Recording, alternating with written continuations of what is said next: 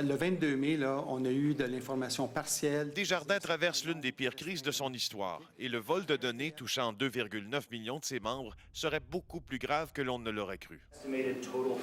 Selon des informations recueillies de plusieurs sources au fait de l'enquête policière, l'employé qui a dérobé les identités de milliers d'épargnants avait des problèmes financiers.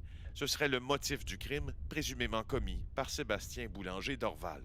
Après avoir fait main basse sur cette mine d'informations personnelles, il aurait tenté de les vendre sur ce que l'on appelle le dark web, un web dit clandestin où l'on peut quasiment tout acheter et tout vendre.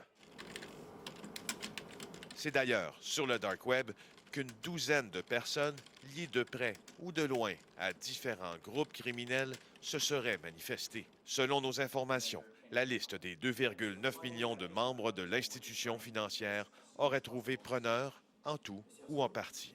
D'ailleurs, l'une des hypothèses de l'enquête policière menée par la police de Laval et la Sûreté du Québec veut que les données des clients soient déjà dans un pays étranger où les criminels, en leur possession, pourraient tenter de les vendre à la pièce. La police confirme que l'identité d'une personne dérobée peut valoir sur le marché noir de 100 à 200 $, mais elle croit aussi qu'il serait surprenant que l'employé de Desjardins en ait eu autant pour celle qu'il a volée, car il en avait beaucoup, donc il négociait au prix du gros.